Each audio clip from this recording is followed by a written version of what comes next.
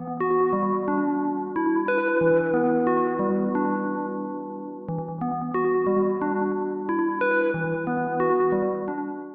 pilots and welcome back to another X-Wing video brought to you by Out of Art Gaming. As always, my name is Phil and today we're going to be looking at Tabletop Simulator and how to play X-Wing on TTS.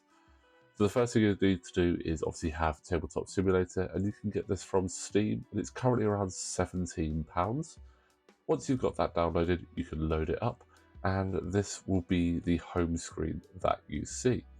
Now, you can obviously join a game or you can create a game for you and your friends to play online together. TTS is a great tool to allow you to try ships that you don't already have or lists that you just want to have a go with and play with those friends who are a little bit further away and can't make it to your local store. So what we're going to have a look at is creating a server, getting that all loaded up and actually moving the ships around the board. It's going to be a basic tutorial on how to get you started with a few tips and tricks we've learned over the last couple of years whilst playing on TTS. But feel free to drop a comment in below on this video, and if you have any questions, we can look to try and answer them as we're going along. So, as I said, we're going to create a game on here so that we can show you this.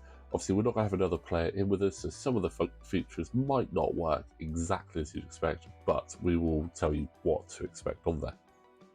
So, to create a game, you'll go to Create, and you'll have a couple of options here. You've got Single Player, Multiplayer, and Hot Seat. Now for this, we're going to go to Multiplayer, and you'll come up with the Host Server box. What you need to do is pop in a server name, a password. You'll also need to decide whether you want this to be public, friends, or invite only. We tend to leave it as public as we have a few different people who play on here that we might not be friends with on Steam or TTS. Now you can have your player count, which can start from 2 all the way up to 10 players. We tend to leave it on 8 when we're doing this. And what we'll do is we'll hit Create Server. Now this will bring you up to the next menu, which is the Games menu, where you can play multiple other games on here as well. But what we're going to do is have a look at the Workshop section. Specifically, the workshop we need is the X-Wing Unified 2.0/2.5, and this can be downloaded from the Steam Workshop library for TTS. So we're going to click this and then click Load. And now it's going to bring us in to TTS, and we can see, once it is loaded up, the 2 tables. There we go. So we have one table down here, which conveniently has a Flight Academy size table on there, which is pretty nice to see. And we have a second mat up here. Now you can switch these mats to be Epic variant, and we'll cover that a little bit later. But the first thing you're going to want to do is come up to the top right hand corner of the page where you'll see your name. You want to left click on here and click change color. It's going to rotate and give you all of the color options you can choose, which basically decides where you're going to be on the board. Now, if you do go for black, you're the game master and you'll see all the hidden information on there. Gray is your spectator, but your other colors are the ones which will allow you to participate. And we're going to select red for the purpose of this video. And what we're going to do is we're actually going to zoom in a little bit, and we're going to look to assign some cameras. Now this allows you to be able to switch round where you're looking at really quickly without having to worry about dragging your camera around or not quite having the right angle. So to zoom in, you'll just scroll up on the scroll wheel on your mouse. We're going to move over a little bit and centralize that game mat there, and you can do that with the W, A, S and D key, which allow you to move around. If you're familiar with PC gaming, this will be second nature to you. Now we have a really nice view of the full mat there, and what we're going to do is we're going to hit Ctrl 1, which will save that camera angle. Now we do also like to have an angle of where our cards will be down on this red play area here. So we'll set a camera as camera 2 there. And because we like to keep our dials a little bit further down on the board, we're going to have a camera here so we can see the dials. We're going to zoom out a little bit just so we can see the mat as well, so that when we're planning our dials, we can see roughly where they're going to be. And that one is going to be camera 3. Now the switch between those cameras is a simple case of Shift 1, 2, and 3 to change between those cameras. Now you can set as many cameras as you want, up to 10 cameras, so if you want multiple angles, that is more than able to be done on there. You might want to have a camera for your opponent's cards so you can read those as well. But what we're going to do is have a look now at importing lists into TTS and getting this game set up and started.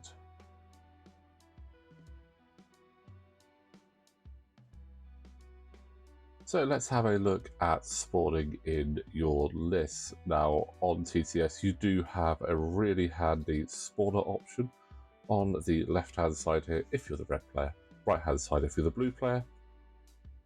And coming over here, we have a fantastic tool that allows you to do multiple things. What we can do is under configuration, you can actually toggle the size of your tokens, fetch your XWS values, and a few other options there.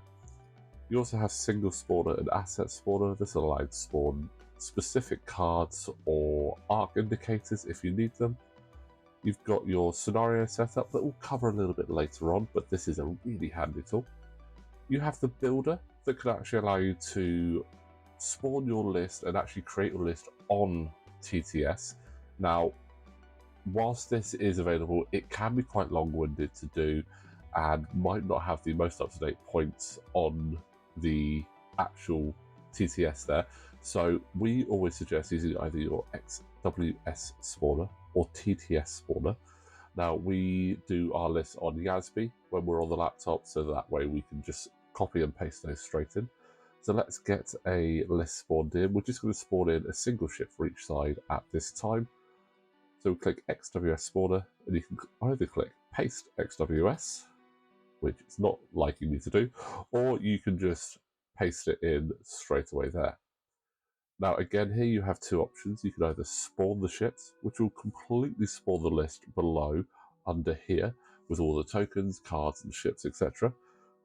That can be a little bit tricky to maneuver that across the board, and when you're trying to rotate it, it doesn't always work really well. So we actually suggest spawning as disk, and this will actually spawn it as a single disk that you bring over to where you want to place it, and then you can spawn from there.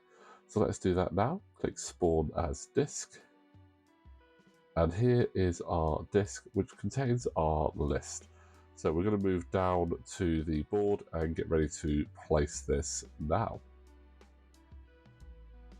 Now, to rotate your disk, you can hover over this and hit Q or E, which will turn it clockwise or counterclockwise, depending on which way you need this.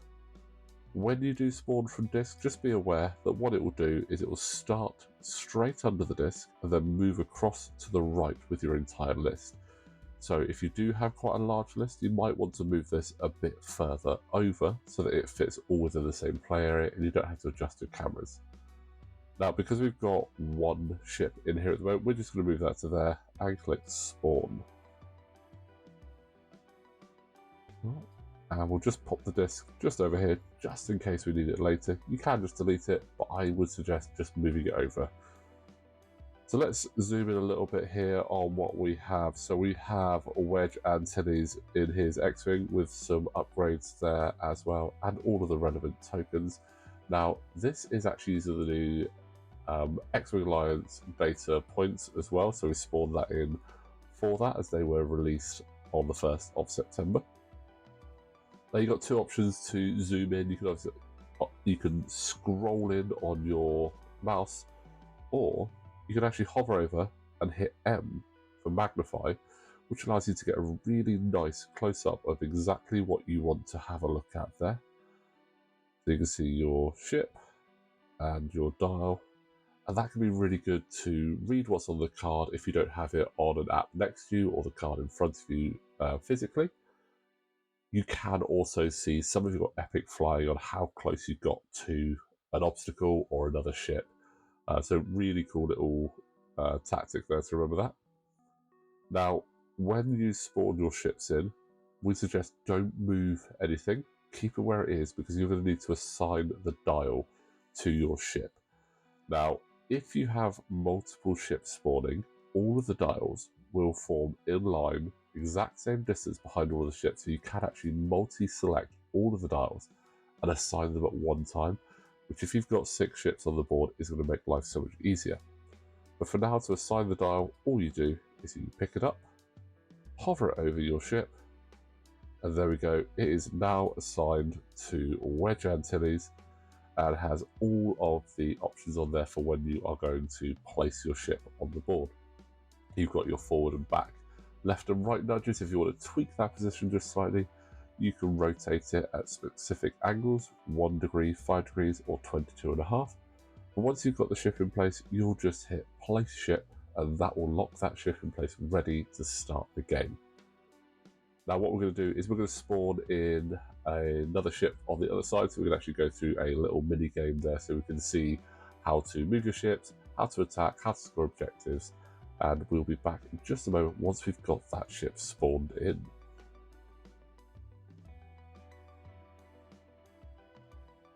Okay, so we now have 2 ships on the board. We actually have Major Rhymer from the Empire heading up against Wedge here.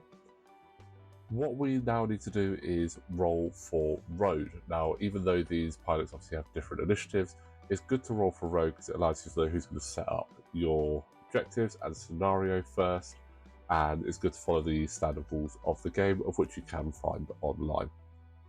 This will also actually allow your game to track which person is the player with the initiative each turn along this tracker here. And to do this, first thing you'll do, each player will need to click register. If we had a second player, they would click register over here and it would go blue, and this will actually trigger the road dice to interact with each other when you're rolling almost simultaneously to show you who the first player will be. And an easy quick reference will be that it will light up red or blue or the corresponding colours along here, so you know who has the initiative as you're going along. So you'll roll road with these yellow dice here, and to pick them up, if you just left click on them and then tap right click 3 times, it will actually pick up 3 dice for you and throw one away really handily there. Sometimes the physics of the game can be interesting. Now, to roll these, all you do is select them all, hover over and hit R, and it will roll for road. Now, when you've got an opponent, they will roll at the same time, and it will come up with a key on there showing that either the red player or the blue player is the first player. With these dice, you can't just delete them, so to get rid of them, you've got to bring them back up here, hover over, and they'll just disappear nice and neatly back into the dice. You also have a scenario dice here, which covers the 4 basic scenarios: chance engagement, salvage mission, scramble the transmissions, and assault at the satellite array. Now, what we're going to have a look now is setting up the mat, and a really cool feature of this here at the top is you can actually select which playmat you want to be playing on. You've got some nice basic ones, some with some movement to them that can be a bit disorientating. You do also have some official playmats that you can play on here as well. But what we're going to do is looking at actually setting up the game, and the main thing you're going to look at is the toggle rulers here to start with. So you can toggle these rulers, which will give you your obstacles and objectives area that you can place them in, and you can also toggle it for the deployment zones for each player, which is again super handy. You don't have to fiddle about with putting up the rulers to denote that. It's already done for you.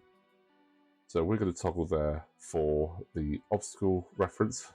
Now we're going to pick our scenario, and for the purposes of this video, we're going to pick one that has multiple objectives to place down. So we are actually going to look at assault at the scramble the transmission, actually, because that one has 3. And you click on that one for the scenario setup. And if we go back to the map, we'll see that we have the 3 objectives here in the middle. Now this one is placed dead center, so you can leave that right there. You'll notice there's no line around that when you hover over it. That is locked in place, so you don't have to worry about finding center. These ones here can be moved by the opponents, so so they can get them into the right place. Now we'll get the ruler back up, but you'll see these white lines on there. This will denote whether they are in or out of range. So if the white line is up, it means that you are either too close to another objective or too far away from the center objective. So what you need to do is find that sweet spot where you have no line on there. So we're going to place that one just there. And we're going to hit L to lock that in place so that we don't accidentally move it. And we'll place the other one in a similar fashion over here, locking that one in place as well. And you know it's locked because when you hover over it, you do not get an outline on there. Let's have a look now at some objectives, and you have all of your your obstacles just up here. So you've got your asteroids, your debris field, gas clouds, and your Pride of Mandalore obstacles. And we're going to pick one of each and then a random one. So we have our 6 obstacles. Now each of these obstacles has 6 different options, with a second option of each with a different color on them. So we're just going to pick them at random. And to do that, you hover over and press either 1 through 6 for your regular options, or type in 7 through 12 for the colored versions. So let's just mix it up a little bit so that we have some different obstacles on here. We'll select another gas cloud because everyone loves a gas cloud. Now we've got our obstacles, we need to get these placed on the board. These are following all of the standard rules that you would have for the placement of obstacles. Again, you can rotate them around with Q and E. You just literally pick it up, put it in place, and then lock it. Just like the objective markers, if there is a white line, it is too close to another obstacle. So you just need to wait for that white line to disappear. And we'll just get these into place fairly randomly, like so. Pretty much how I like to put my obstacles down anyway. No plan in mind on my behalf. Now we're going to change the rulers so that we can start placing the ships down. So toggle rulers, and there we go, we have the other markers there. So because Major Rhymer is first up, we're going to move over to him. He's already got his dial assigned, but he has another token, which is your bomb drop token. Now, some ships will have arc tokens or bomb drop tokens, and you'll need to assign these to the ship as well. To assign this, you'll just pick it up like the dial, hover it over, and you'll know that it is assigned. It's going to say unassigned underneath, and drop bomb at the top. If you hover over it, it will tell you whose bomb token that is. So that's Major Rhymer's bomb drop token. And this will come into play a little bit later and is a really handy tool. But for now, let's get Major Rhymer on the board. So we're going to want to zoom out just a little bit so we can see where everything is, and where we want to place Rhymer to look to get him ready for the attack. Now we mentioned the Magnify tool earlier. This comes in quite handy here, as you can magnify over the ship to see how close you've actually got it to the mark you want. It's obviously a lot harder to do it on TTS, as you can't just sort of look around the board, put the token next to it. So there's some really cool features there. We can see those nubs aren't quite up to the line, and I want Rhymer right up to the line. So we're going to go down to the dial, bring it up here for a little bit of ease, and we are going to nudge him forward with this top button here. One more, I reckon. Zoom in, and we can probably go one more forward. There we go. Rhymer is right up to the line there, so I'm happy with his position. And then what I'll do is I'll click Place Ship. Now this dial is ready for moves to be set, so we're just going to move that just out of the way for the time being, whilst we go back and get wedge set up on the other side. Now we're going to do quite a straightforward setup so that we can obviously get into the attack quite quickly there. We've managed to get wedge pretty much perfectly placed first time round. So on his dial, we're going to hit Place Ship. And there we go. Both ships are placed. We're going to untoggle the rulers. Going to set some dials for them, and again we're just going to try and get these guys right up into the action so we can actually have some shots sooner rather than later. So to set those dials, what you're going to need to do is come over to the dial itself. Where it says moves, you're going to click this, and it's going to bring up all of the moves that the ship can do. Now again, we like to have it zoomed out a little bit so that we can actually see what's going on the board and where everything is, but for the purpose of this we know we're pretty good, so we're just going to go 4 forward with wedge. Let's quickly set a dial for Reimer as well, and Reimer is going to go 3 forward. Now you'll know when your dial is set because it's got the big red set button on there, and if you hover over it you can see what maneuver you've actually dialed in. You can change this by re-clicking set so that it says moves and going back into the dial to pick a move. You'll see highlighted the move you originally picked if you think that that's not going to be good enough, but we're going to just reset that and hit set. Now even if you don't have any initiative clashes, I would still suggest rolling road so that along here it will actually pick up who has the first player initiative. Just an easy way of keeping track of the rounds as well that you are in. You can score over here as well by hitting the plus and minus, which will give each player a score. It will only work when you've got 2 players registered, and when you roll road for the second time, the timer will actually start, giving you a 75-minute timer. You can obviously increase or decrease that timer as you require, and you can have it visible quite easily as well. Now, we know that Reimer is going to be going first because he is the lower initiative of the 2 ships, so let's actually start this game off. Now, to actually trigger the move, what you'll need to do is hover over the dial you want to use and click F, which flips it over, and you'll see there are a number of options on the dial here. You've got move, you've got A on the left, which is for your arcs. You've got R for reposition, which allows you to barrel roll or boost. And you have T, which is for tokens. We'll come on to that in just a moment. But for now, let's move Reimer up. There we go. He has just done a 3 forward. Now we're going to have a look at tokens that Reimer wants. There's nothing in range, so we're going to do a focus token. So you click T, and it'll bring up all the tokens that are available to you on this ship. So we'll click focus, and it's going to drag the focus token right over there next to Reimer, ready for him to hopefully evade some shots from wedge. So let's get wedge moved up and into the action. So again, F to flip the dial, click move, and wedge is having a look at what options he has. He has an ion torpedo, so he's going to check to see if he has range 3. Now, when you have 2 players actually logged into the game, it will actually show you who the closest opponent is, what range they are, and I have a white line showing the closest point so you can see if it is obstructed. Now, we're going to have a quick look. We click A on here for arc, and then we have the options for all the different arcs to check, but we want to check for range 3, so we're going to click 3. Zoom out. We can see that we have nothing in range this turn, so we are going to go straight back to the dials. That's a failed target lock, and we're going to get these 2 right into the action and start rolling some dice.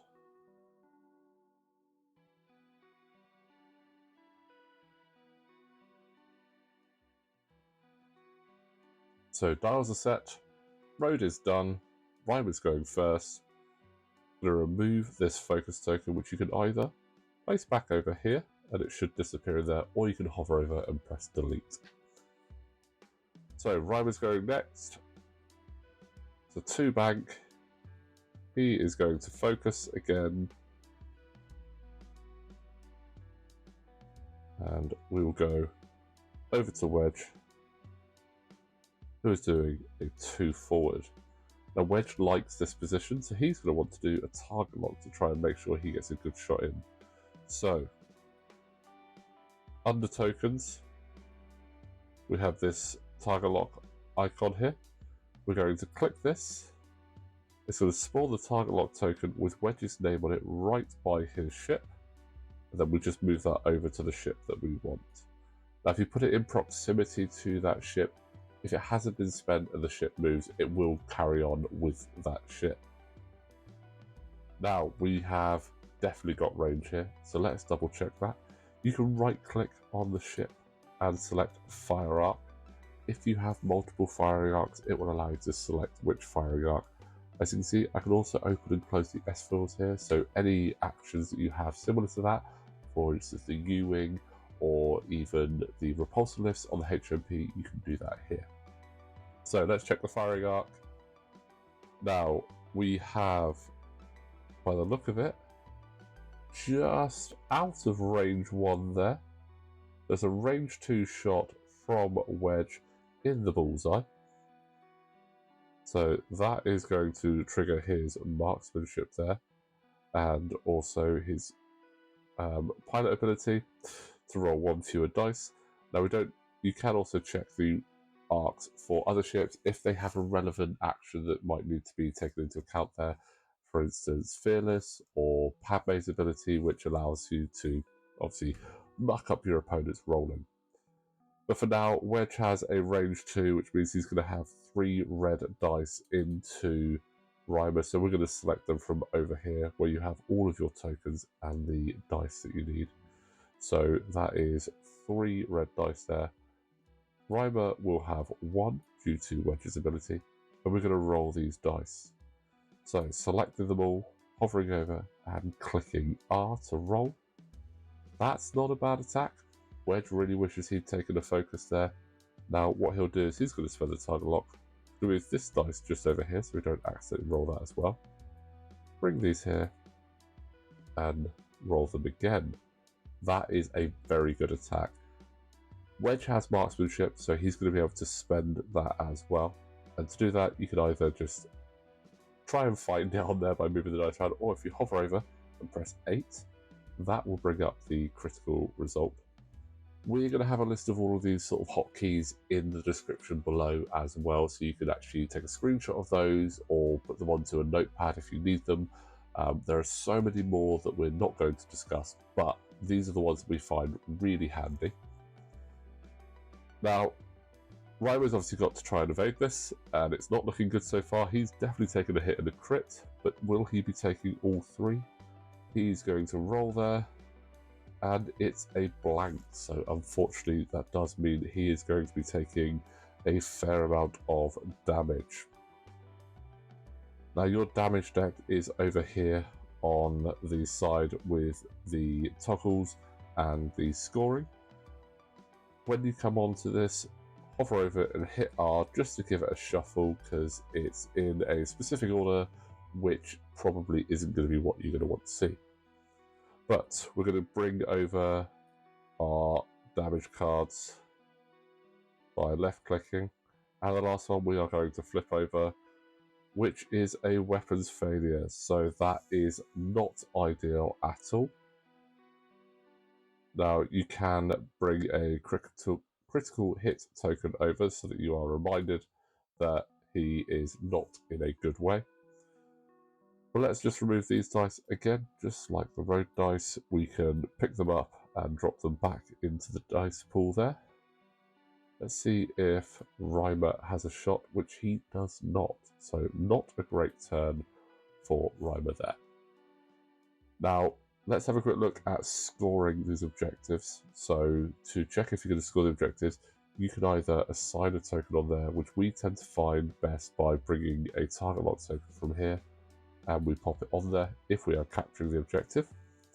If it's an objective you need to be in range of, you can right click and check range 1 or range 2, and what it will do, in the corner down here, it will tell you which ships are within the designated range. So Wedge Antilles is in range, Major Reimer is not in range 1.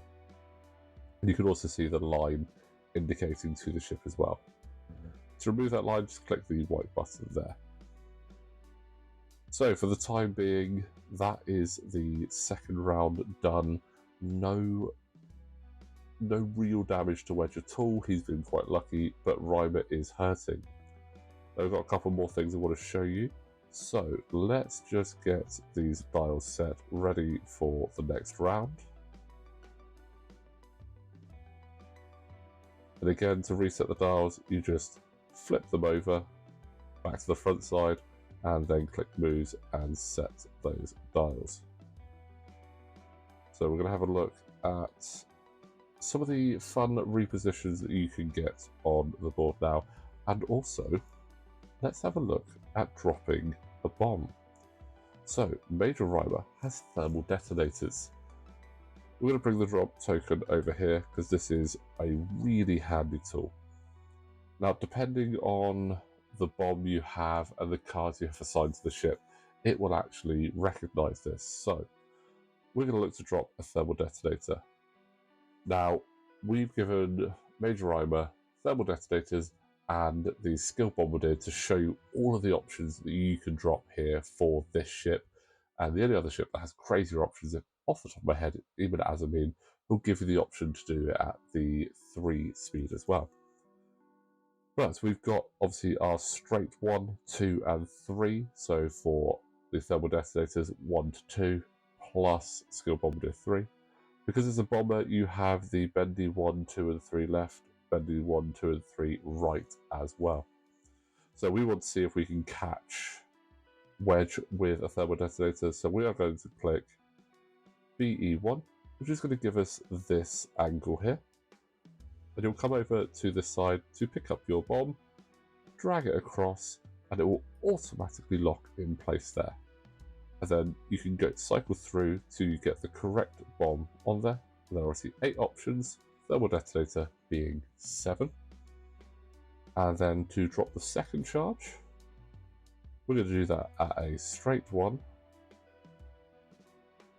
Drop that in there and it locks in. Annoyingly, it flipped that token over, which is less than ideal. So if you lock it down, it won't do that.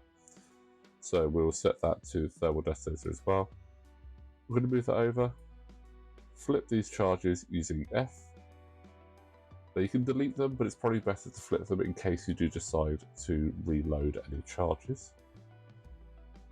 So let's get the ship moving. Looks like we did set a dial. So flipping that, moving forward. Now, Major Reimer is a little bit concerned by his position, but also wants to get closer to that objective. So we're going to have a look at barrel rolling Major Reimer. Now, on the dial, you have R for reposition, which will have your barrel roll or boost actions there. So you click this, and it gives the option of left or right. We're going to go to ship left, and that gives you the option of forward, middle, or back. And we're going to go just here with Reimer. So hopefully he might not be an arc next turn, but these bombs might cause a little bit of damage.